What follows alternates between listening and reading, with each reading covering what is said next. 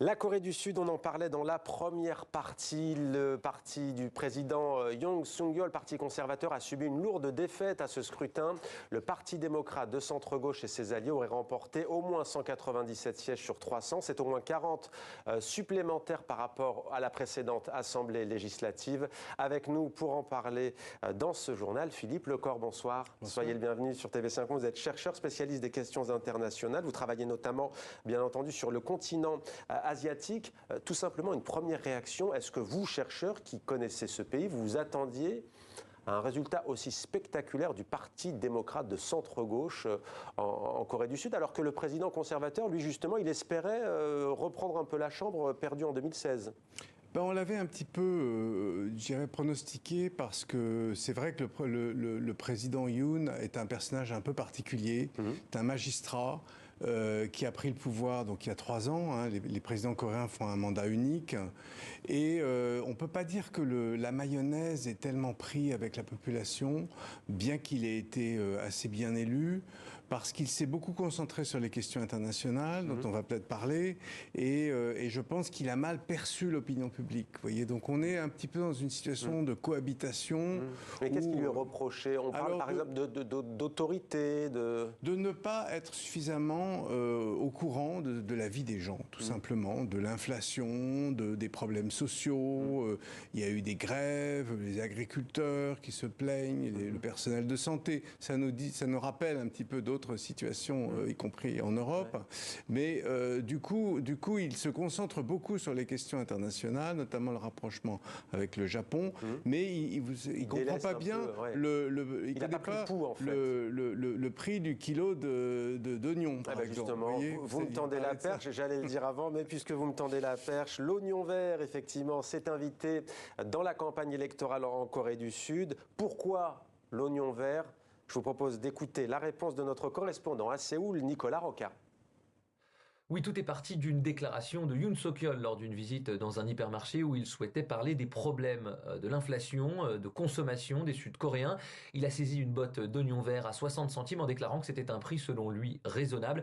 En réalité, une botte coûte 3 à 4 fois plus cher à cause de l'inflation terrible qui frappe l'économie sud-coréenne, notamment pour les fruits, les légumes. Les produits agricoles ont augmenté de 20% par rapport à l'année dernière, plus de 90% pour les pommes. Donc cette phrase sur l'oignon vert est très mal passée. C'est devenu un symbole d'un président hors sol et un signe de ralliement de l'opposition contre Yoon Suk-yeol. Certains électeurs sont allés dans les bureaux de vote avec des symboles représentant cet oignon vert ou bien même avec une botte, à tel point que la commission électorale a déclaré qu'il était impossible, illégal de se déplacer et de voter avec un oignon vert car c'était devenu un symbole politique. Cela n'a pas empêché une très forte participation, la plus élevée en 32 ans en Corée du Sud pour des élections générales.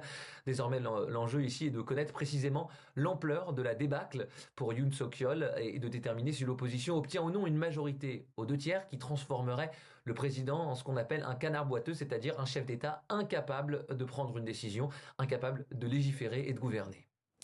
Un président donc hors sol après cette histoire de l'oignon vert, c'est ce qui a l'inflation, la vie chère, ce côté déconnecté du président, c'est ce qui a pesé et qui explique en partie cette large victoire de l'opposition.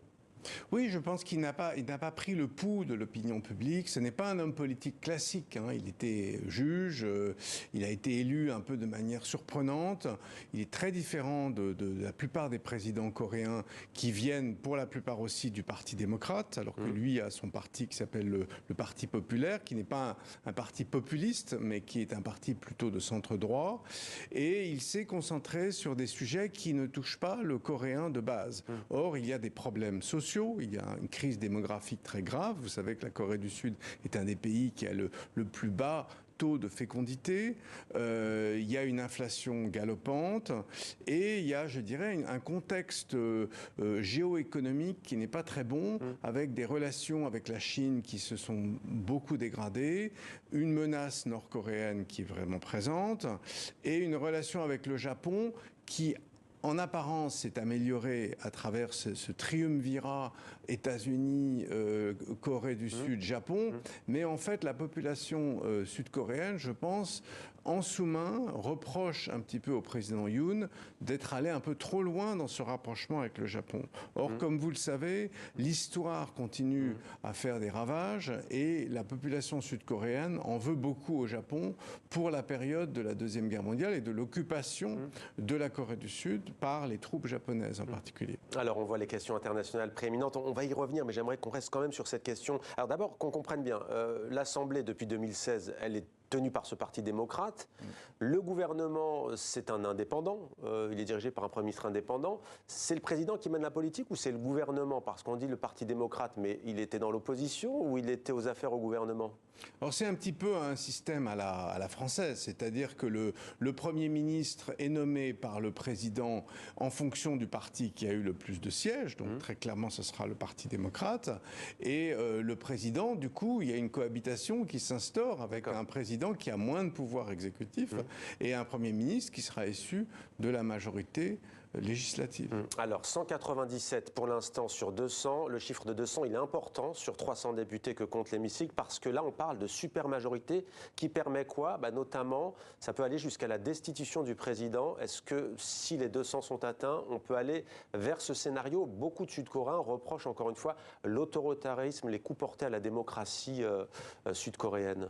Écoutez, je ne pense pas quand même qu'il y ait une justification pour qu'on fasse partir le président qui a quand même été démocratiquement élu dans un contexte mondial où, encore une fois, il y a assez peu de démocratie en Asie et la démocratie sud-coréenne a plutôt bien fonctionné depuis une vingtaine d'années. On parle d'une presse qui s'auto-censure de plus en plus. Ce ne sont pas forcément des lois, je parle sous votre contrôle, mais qu'il y a une peur qui s'est installée avec ce président. Non, mais je ne pense pas qu'on puisse parler de n'importe quelle forme de populisme, de dictature ou quoi que ce soit. On n'est pas du tout dans l'ancien régime qui était effectivement un régime militaire, mais là c'était dans les années 80, 90. Depuis, il y a eu quand même 5, 6, 7 présidents qui ont été élus, chacun pour des mandats uniques, puisque le président n'est élu qu'une seule fois, il ne peut pas se représenter, et c'est la preuve que la démocratie fonctionne. Maintenant, se débarrasser d'un président sous prétexte qu'il y a une majorité au Parlement, je ne pense pas qu'on en soit là. Et que ce soit dans l'intérêt, y compris d'ailleurs de l'opposition.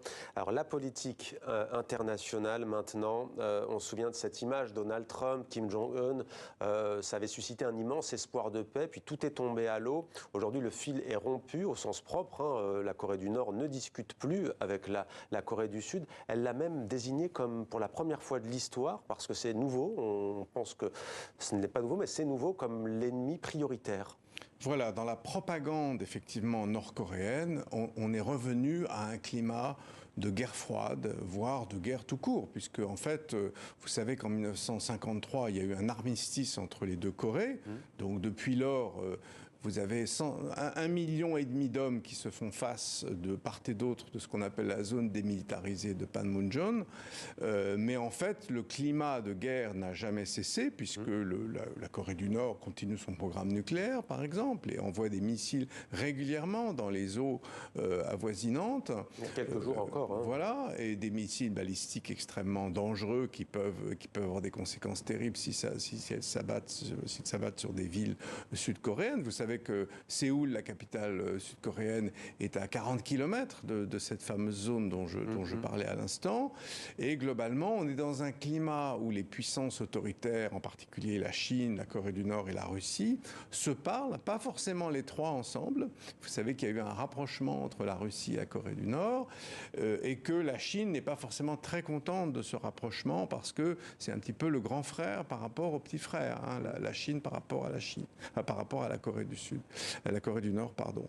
D'autre part, donc le rapprochement avec les États-Unis dont vous parliez, eh bien en fait, Donald Trump est allé beaucoup trop loin dans ses tentatives sans rien comprendre à la situation intercoréenne, et les experts ont poussé des cris d'orfraie parce que effectivement, franchir cette fameuse zone démilitarisée comme il l'a fait avec Kim Jong-un d'une manière sans aucune préparation réparation parce que le dictateur nord-coréen l'a invité à le faire, c'était une grossière erreur et ça n'a rien fait avancer. Mais certains observateurs disent que Kim Jong-un était sincère et que ce qui a fait chapeauter aussi peut-être la situation, c'est pas forcément la responsabilité de Pyongyang, mais elle est plutôt du côté, de l'autre côté. Vous savez, la sincérité de M. Kim, que ce soit lui ou son père ou son grand-père, j'ai quelques doutes pour avoir été dans ce pays plusieurs fois et ayant vu un petit peu le degré de propagande et la chape de plomb propagandiste et autoritaire qui s'abat sur la population nord-coréenne depuis des décennies. Parti démocrate sud-coréen, conservateur sud-coréen, quelle différence précisément par rapport à ce conflit avec le frère nord-coréen ?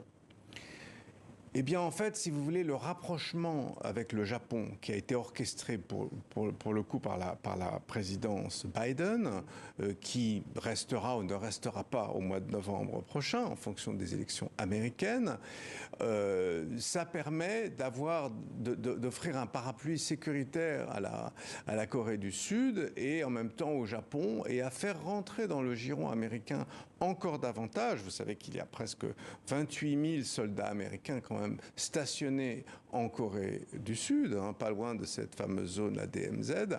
Donc il y a déjà une présence militaire et la Corée du Sud est quand même un petit peu inquiète à la fois par ce qui se passe en Corée du Nord depuis des années, mais aussi par une certaine hostilité de la Chine et peut-être d'une certaine manière aussi de la rivalité avec la Russie, enfin le rapprochement avec la Russie. Donc la Corée du Sud a besoin de ce parapluie américain, elle l'a d'une certaine manière, mais ce triumvirat Japon, Corée du Sud, États-Unis, je pense qu'il provoque une certaine circonspection chez les Coréens du Sud parce que on n'a pas oublié le traumatisme de la guerre et de l'occupation japonaise. Et c'est une région où les gens ont la mémoire longue et où il est difficile tout d'un coup d'oublier les traumatismes, les violences contre les femmes nord-coréennes en particulier. Et peut-être que le président Yoon a aussi un petit peu perdu dans les urnes à cause de ça. De cet événement historique traumatique. Il nous reste 30 petites secondes. Est-ce que Kim Jong-un suit ces résultats en Corée du Sud ? Écoutez, on ne sait pas ce que fait Kim Jong-un. C'est un personnage fantasque qui est entouré de sa garde prétorienne, qui est persuadé, comme son père et son grand-père, que seule la militarisation et la dictature peut lui permettre de rester au pouvoir et de garder tous ses avantages. Régime, ouais. Et donc, c'est son intérêt et il va continuer à le faire. Merci beaucoup, Philippe Lecor, d'être venu sur notre plateau. Merci pour votre éclairage. Donc, après ces élections en Corée du Sud, dont on attend les résultats définitifs et complet, mais qui donne donc d'ores et déjà une large victoire au Parti démocrate, parti principal de l'opposition sud-coréenne, aux conservateurs.